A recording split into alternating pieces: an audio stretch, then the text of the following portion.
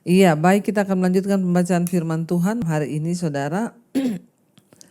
Kemarin kita sudah selesai dengan Ayub pasal yang ke-14, di mana Ayub berkata setelah mati tidak ada harapan lagi. Kita tidak bisa menyalahkan apa yang ada di pemikiran Ayub, karena kita tahu memang di zaman perjanjian lama ya tidak banyak berbicara tentang kehidupan setelah kematian. Justru setelah kedatangan Kristus ya, karena perjanjian lama memang kita tahu ya bahwa kematian itu adalah maut ya. Tapi setelah Yesus datang ada penebusan dosa sehingga orang yang mau bertobat dan menerima Yesus maka ada kehidupan di dalamnya. Dan kita membaca kemarin di Ayub 14 bagaimana saudara ketika Ayub mengalami pencobaan penyakit, kesepian, kekecewaan, dan kematian anak-anaknya, serta sakit penyakit dalam tubuhnya itu akhirnya menyebabkan Ayub mengatakan bahwa hidup ini tidak adil. Ya, bahwa Tuhan itu tidak adil, dan beberapa kita melihat di sana ungkapan-ungkapan hati Ayub ya, yang dia berkata bahwa ya jika benar setelah kematian itu ada harapan, ya maka dia mau ya untuk menjalani setiap pergumulan hidup ini dengan ucapan syukur karena dia tahu ada pengharapan ya. Tapi kita tahu bahwa zaman perjanjian lama itu adalah zaman sebelum Tuhan Yesus datang.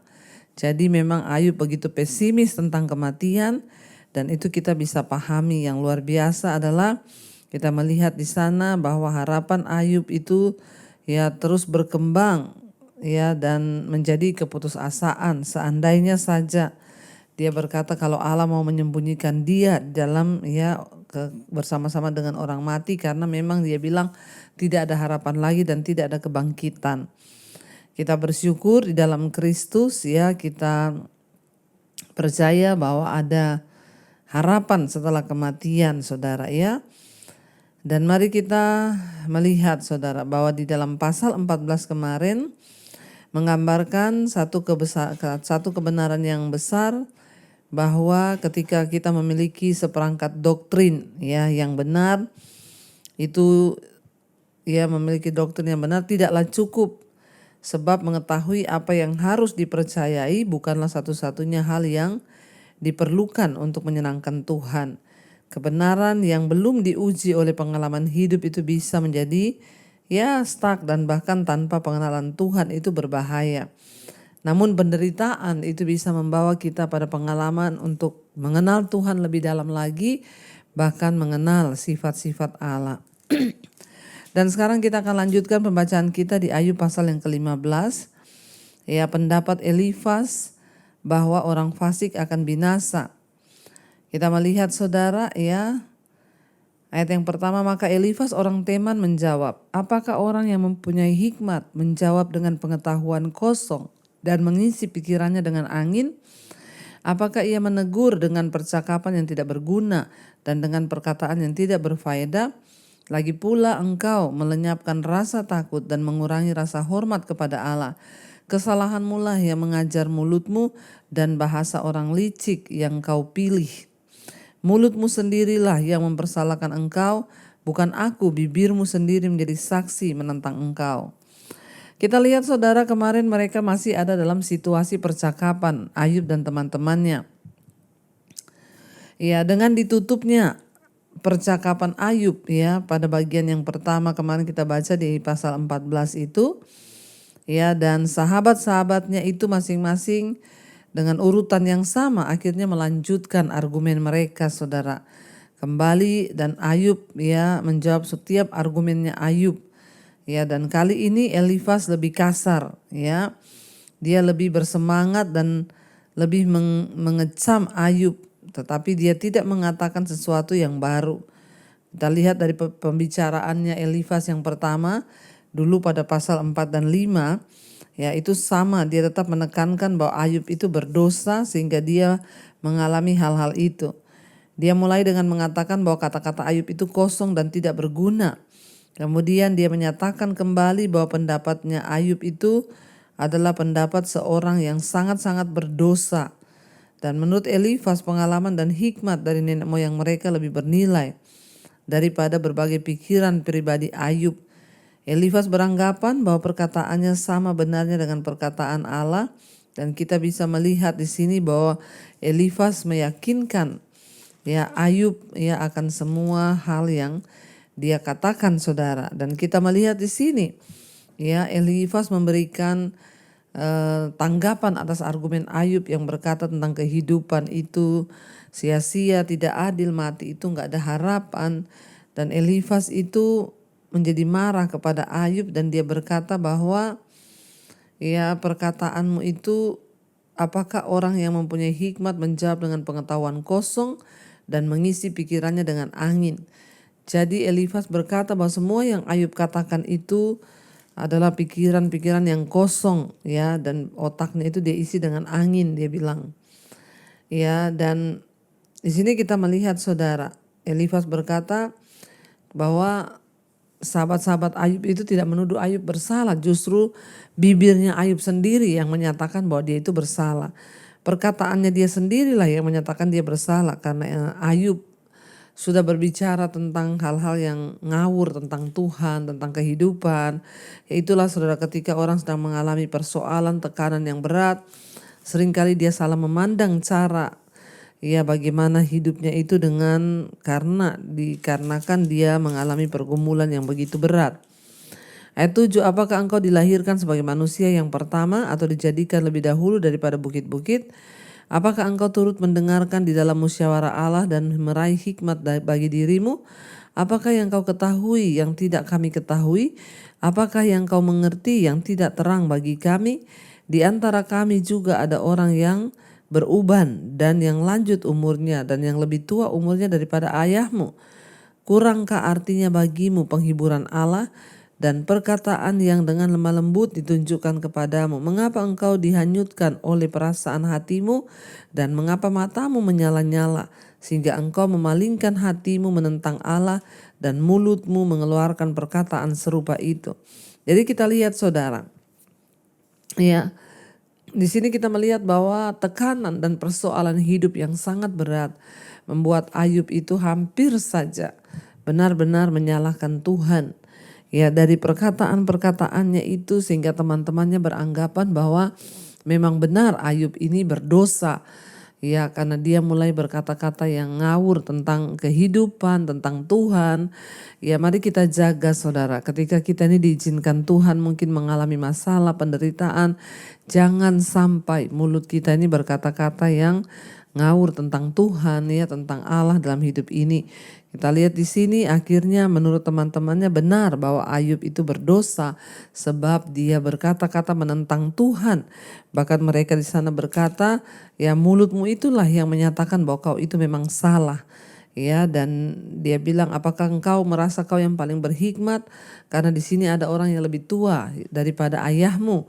Jadi jangan merasa kau yang paling berhikmat. Terjadi pertengkaran. Akhirnya kita lihat di sini yang harusnya mereka dapat menasihati Ayub di tengah penderitaan, tapi justru akhirnya mereka agak-agak bertengkar di sini, saudara, karena persepsi atau argumen yang berbeda menurut mereka masing-masing. Dia berkata, kenapa engkau dihanyutkan oleh perasaan hatimu dan mengapa matamu menyala-nyala sehingga engkau memalingkan hatimu menentang Allah dan mulutmu mengeluarkan perkataan serupa itu?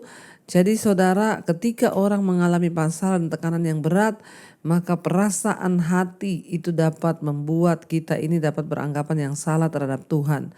Makanya kita harus menjaga hati supaya hati kita tidak melenceng, apalagi menurut Tuhan jahat. Ayat yang ke-15, ayat yang ke-14, masakan manusia bersih, masakan benar yang lahir dari perempuan, sesungguhnya para sucinya tidak dipercayainya, seluruh langit pun tidak bersih pada pandangannya. Lebih-lebih lagi orang yang keji dan bejat, yang menghirup kecurangan seperti air. Aku hendak menerangkan sesuatu kepadamu, dengarkanlah aku, dan apa yang telah kulihat hendak kuceritakan, yakni apa yang diberitakan oleh orang yang mempunyai hikmat, yang nenek moyang mereka tidak sembunyikan. Ketika hanya kepada mereka negeri itu diberikan dan tidak ada orang asing pun masuk ke tengah-tengah mereka. Orang fasik menggeletar sepanjang hidupnya. Demikian juga orang lalim selama bertahun-tahun yang disediakan baginya. Kita lihat di sini saudara. Jadi teman-teman Ayub ini terus beranggapan bahwa Ayub ini berdosa, makanya dia ditimpa malapetaka. Jadi terjadi argumen-argumen di sini saling menyerang. Ya, Ayub merasa benar, teman-temannya terus menuduh, kau itu pasti kena hukuman. Orang yang menderita itu pasti karena dihukum Tuhan. Jadi saudara, kita lihat di sini ini menjadi pelajaran bagi kita ketika kita ini mau menghibur orang atau apapun, jangan sampai ya kita malah jadi menghakimi sehingga terjadi seperti ini. Ya, dan Elifas berkata bahwa tidak ada seorang pun yang benar. Ya, termasuk langit, dia bilang langit pun tidak bersih di pandangan Tuhan. Elifas mengulangi tentang argumennya bahwa sesuatu yang diciptakan entah para malaikat atau manusia ya bukanlah dasar yang cukup untuk dipercaya dan diharapkan benar. Hanya di dalam Allah kita bisa mendapat kepastian dan kebenaran. Tapi sebenarnya benar saudara apa yang dikatakan temannya ini, bahwa ya sebaliknya daripada Ayub menuduh Tuhan jahat dan beranggapan A, B, C, dan D tentang Tuhan, lebih baik dia akan berserah dan belajar untuk percaya bahwa Tuhan berdaulat dan belajar untuk berserah, bahkan introspeksi diri tidak apa-apa saudara. Kita melihat di sini akhirnya terjadi argumen, teman-temannya terus menuduh Ayub berdosa karena kata-katanya juga semakin ngelantur tentang Tuhan ya. Dikatakan di sana saudara ayat yang ke-21, bunyi yang dahsyat sampai ke telinganya. Pada masa damai ia didatangi perusak. Ia tidak percaya bahwa ia akan kembali dari kegelapan. Ia sudah ditentukan untuk dimakan pedang. Jadi mereka terus menuduh Ayub ini dapat penghukuman dari Tuhan. Mereka berkata pada masa damai ia didatangi oleh perusak. Dan ia tidak percaya bahwa ia akan kembali dari kegelapan, sebab ia sudah ditentukan untuk pedang. Mereka terus menuduh Ayub ini mengalami satu kutukan dari Tuhan, murka dari Tuhan. Ayat 23, ia mengembara untuk mencari makan. Entah kemana ia tahu bahwa hari kegelapan siap menantikan dia. Ia ditakutkan oleh kesesakan dan kesempitan yang menggagahinya laksana raja yang siap menyergap.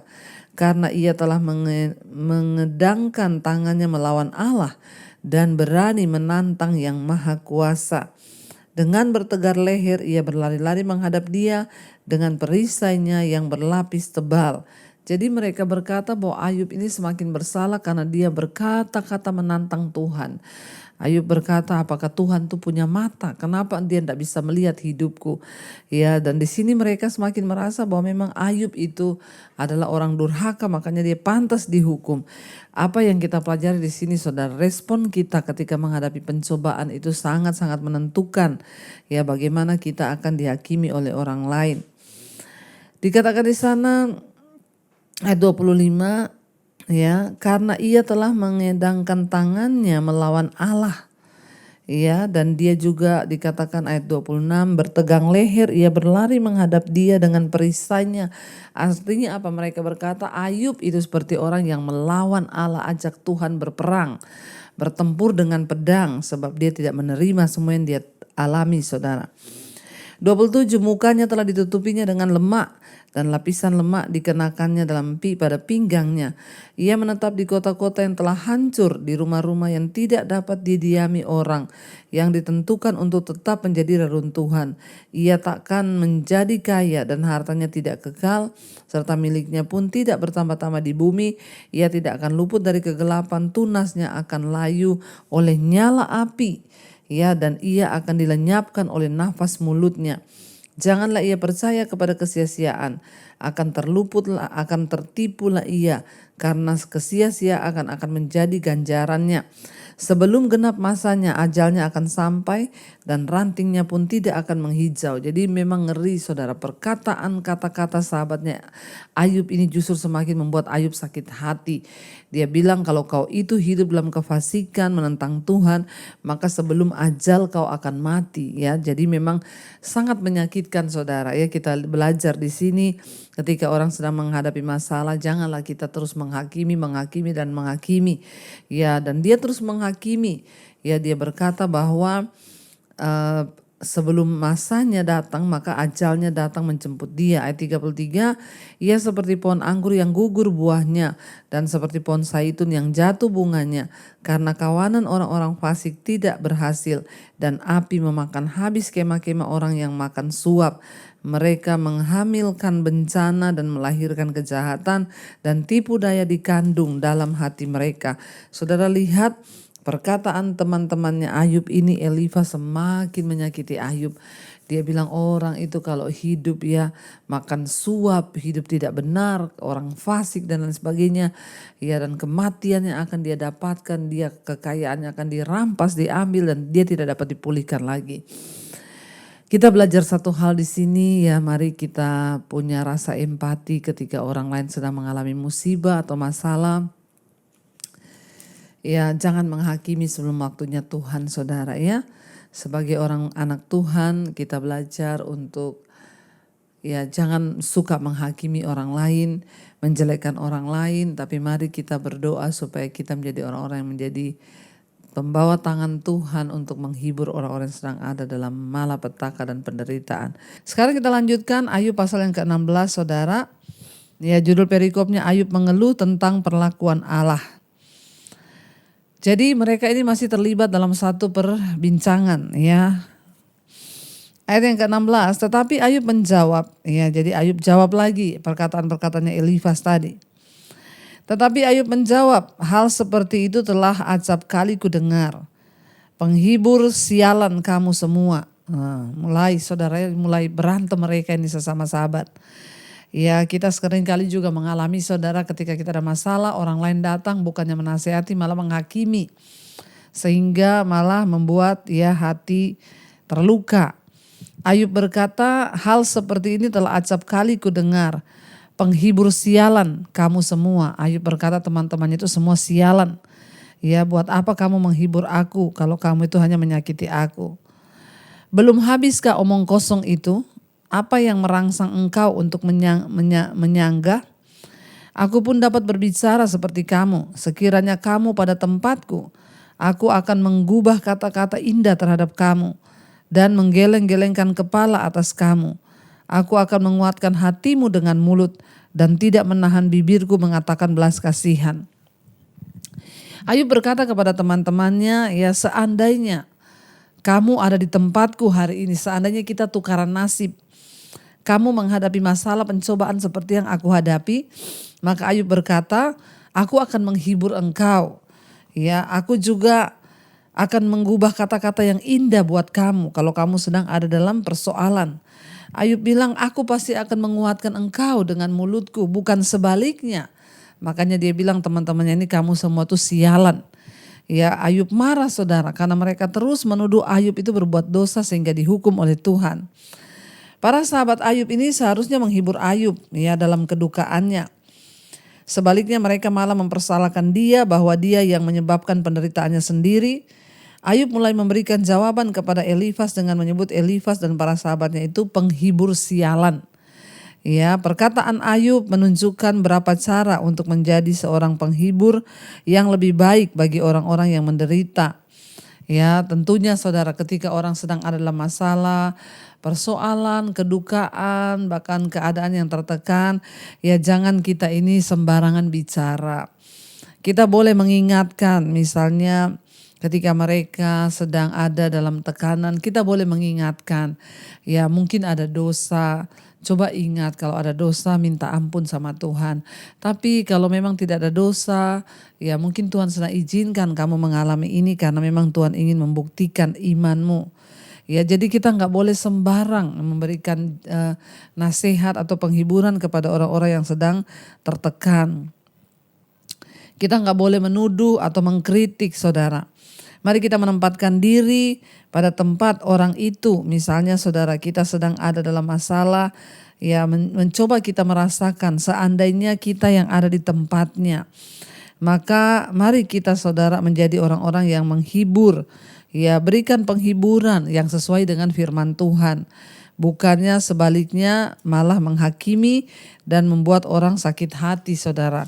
Ya, bayangkan Ayub dalam lukanya yang begitu dalam, dia malah sakit hati. Makanya dia bilang teman-temannya itu penghibur sialan. Ya, dia bilang seandainya aku ada di tempatmu dan engkau ada di tempatku hari ini, maka aku akan menghibur engkau dengan kata-kata yang indah dari mulutku, saudara. Ya, jangan sampai kita itu sama orang yang sedang ada dalam kedukaan, ya ada peribahasa berkata kasihan, sudah jatuh tertimpa tangga. Ya, ketika ada saudara kita mengalami kedukaan atau apa, ya jangan dihakimi, tapi mari kita hiburkan sesuai dengan firman Tuhan. Ayat 6, tetapi bila aku berbicara penderitaanku tidak menjadi ringan. Dan bila aku berdiam diri, apakah yang hilang daripadaku? Tetapi sekarang ia telah membuat aku lelah dan mencerai-beraikan segenap rumah tanggaku. Sesudah menangkap aku, inilah yang menjadi saksi. Kekurusanku telah bangkit menuduh aku. Jadi Ayub berkata bahwa sekarang akhirnya dia benar-benar tertuduh, dirinya sendiri itu mengintimidasi dia, keadaannya, kedukaannya, rumah tangganya hancur, anak-anaknya mati, istrinya meninggalkan dia, bahkan sekarang dia menjadi kurus ya karena penderitaan yang dia alami, dan dia berkata kekurusanku telah bangkit menuduh aku. Penderitaan yang begitu berat akhirnya kembali mengintimidasi Ayub dan berkata, ya itulah ya kamu ini kena murka oleh Tuhan. Ayat 9 berkata, murkanya menerkam dan memusuhi aku. Ia menggertakkan giginya terhadap aku. Lawanku memandang aku dengan mata yang berapi-api. Mereka mengangangkan mulutnya melawan aku, menampar pipiku dengan cercaan dan bersama-sama mengerumuni aku. Ayub merasa teman-temannya ini malah datang menghakimi dia dan menghujani dia dengan kata-kata cercaan. Dia berkata mereka menampar pipiku dengan kata-kata hinaan dan cercaan, saudara. Dan keadaannya membuat dia tertuduh, membuat dia terintimidasi. Mari kita belajar, saudara. Memang ketika kita sedang menghadapi masalah, ya seringkali kita ini gampang untuk tertuduh, terintimidasi dengan keadaan kita, bahkan apalagi orang menghakimi kita. Saya pernah merasa ketika kami tabrakan satu keluarga, ya ada beberapa orang yang menghakimi, yang berkata makanya introspeksi diri, kenapa kamu hamba Tuhan bisa tabrakan?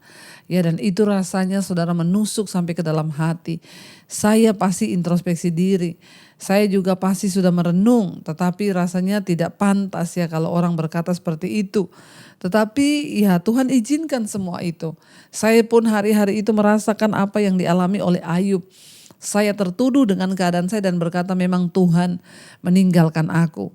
Ya memang Tuhan jauh dari aku, dan kenapa Tuhan murka kepada saya dan keluarga saya.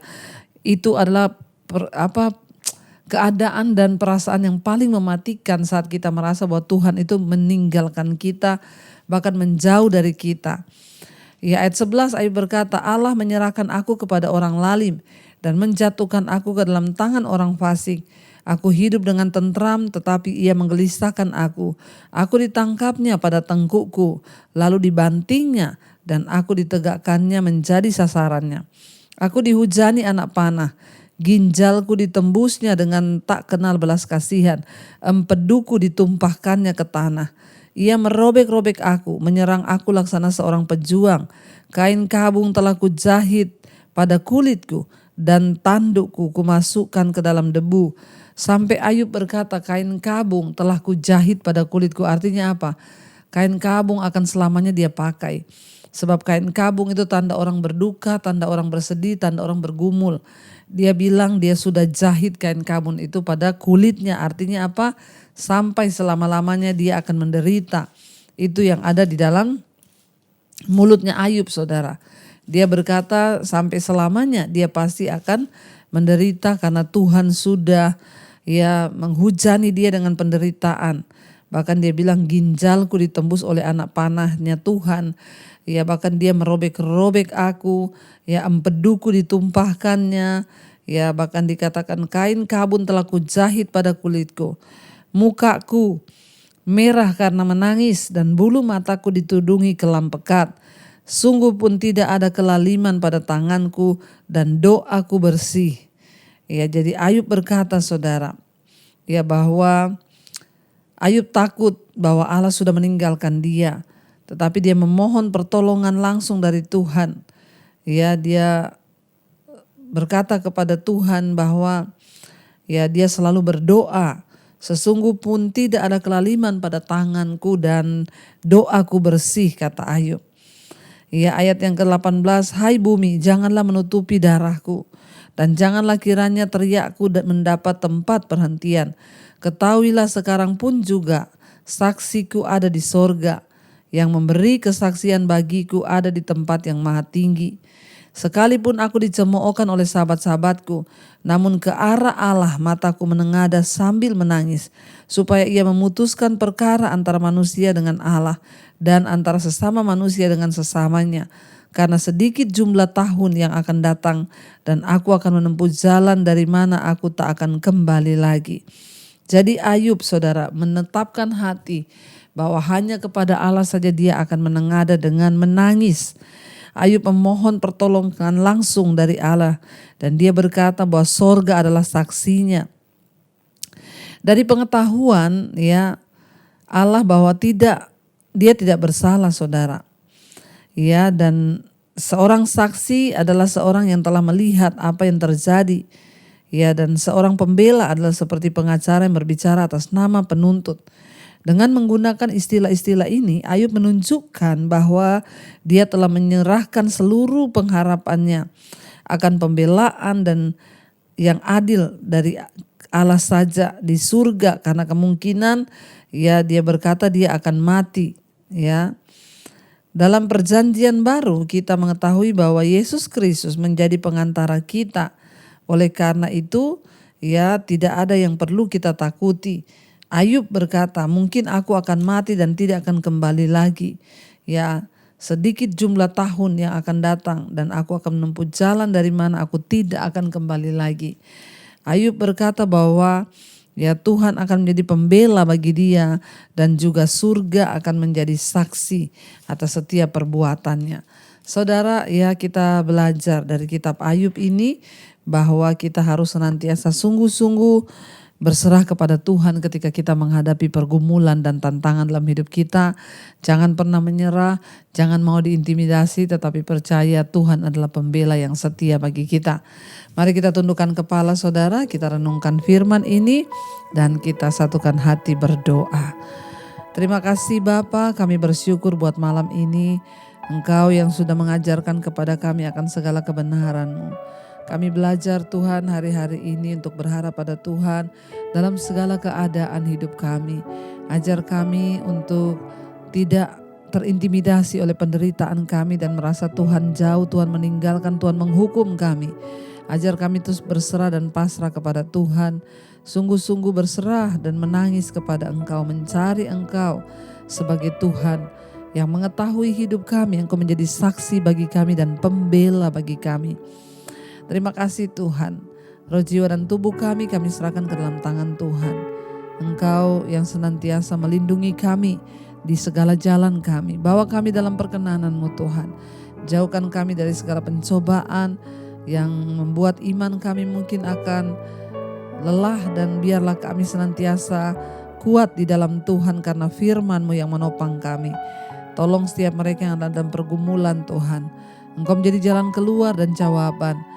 Pulihkan setiap rumah tangga, suami dipulihkan, istri dipulihkan, anak-anak dipulihkan, orang tua dipulihkan, seluruh keluarga besar kami dipulihkan. Hidup kami boleh berkenan kepada Tuhan. Berkati juga setiap mereka yang terbaring sakit hari-hari ini. Tuhan jamah dan sembuhkan di dalam nama Yesus, ada kesembuhan yang mengalir. Berkati setiap anak-anak-Mu Tuhan, mereka yang berseru kepadamu Bapa. Biarlah Engkau menjadi jalan keluar. Yang mengalami masalah keuangan, terlilit hutang piutang, Tuhan turut bekerja mendatangkan kebaikan. Engkau menjadi mujizat dalam hidup kami Bapa. Terima kasih untuk setiap pertolongan-Mu dalam hidup kami. Kami sangat percaya Engkau Tuhan yang ajaib bagi kami. Terima kasih Bapa yang rindu memiliki pekerjaan yang tetap. Tuhan juga pertemukan dengan pekerjaan yang baik. Mereka yang rindu punya anak keturunan, Tuhan bukakan kandungan yang tertutup. Anak keturunan ilahi Tuhan berikan di dalam nama Tuhan Yesus. Mereka yang bergumul dengan dosa-dosa Tuhan lepaskan Bapa. Kami tidak mau hidup dalam ikatan dosa. Dosa apapun juga kami tolak, patahkan, hancurkan di dalam nama Tuhan Yesus. Kami mengangkat tangan malam ini buat bangsa dan negara kami. Biarlah perlindungan Tuhan senantiasa ada di atas bangsa kami. Tuhan jagai, Tuhan lindungi Bapa bangsa ini, dijauhkan dari segala pertikaian, kerusuhan, peperangan, perpecahan. Kami tolak, patahkan, hancurkan dalam nama Yesus. Berkati bangsa ini, Bapak Presiden Jokowi wakilnya, juga menjelang pergantian presiden beberapa bulan lagi. Tuhan jagai bangsa ini aman, tentram dalam tangan Tuhan. Bahkan berkat-berkat mengalir di atas bangsa kami. Hujan pertobatan yang terutama kami minta tercurah buat bangsa ini dari Sabang sampai Merauke Tuhan. Berkati juga semua bangsa-bangsa di 5 benua, Asia, Afrika, Amerika, Eropa, Australia. Biar hujan pertobatan tercurah di atas semua bangsa-bangsa. Bahkan Tuhan, setiap para presiden-presiden yang ada di dunia boleh merendahkan diri dengan roh takut akan Tuhan, penuh di atas seluruh bangsa-bangsa. Kami berdoa Tuhan, mendengar prediksi-prediksi akan adanya badai matahari di tahun depan. Tuhan juga menyertai, memberkati. Biarlah perlindungan Tuhan sempurna atas setiap kami Tuhan. Bahkan atas bumi ini beri kesempatan untuk bertobat bagi setiap anak-anak-Mu Tuhan, bagi setiap manusia untuk berbalik kepada Tuhan. Sebelum tanda-tanda zaman itu semua digenapi, biarlah Engkau Tuhan yang menopang hidup kami. Bawa kami terus dalam perkenanan-Mu di hari-hari yang terakhir ini Tuhan. Terima kasih Bapa, kami percaya setiap masalah persoalan kami ada jawaban di dalam nama Tuhan Yesus. Terima kasih Bapa. Karena itu Bapak Ibu, mari kita buka hati dan tangan kita. Terimalah kiranya berkat, rahmat, anugerah dari Allah Bapa, cinta kasih dari Tuhan Yesus Kristus, bahkan penyertaan Allah Roh Kudus yang senantiasa akan menyertai kita mulai hari ini bahkan sampai kali yang kedua. Tuhan Yesus datang kembali menjemput setiap kita dan nama kita tercatat di dalam kitab kehidupan. Dalam nama Tuhan Yesus yang percaya diberkati Tuhan, katakan bersama, amin, amin, amin. Tuhan Yesus memberkati saudara, shalom dan Immanuel. Kau yang pegang tanganku, Kau yang sentuh hatiku, selamanya ku cinta Kau Yesus, selamanya ku menyembah-Mu. Kau yang pegang tanganku, Kau yang sentuh hati.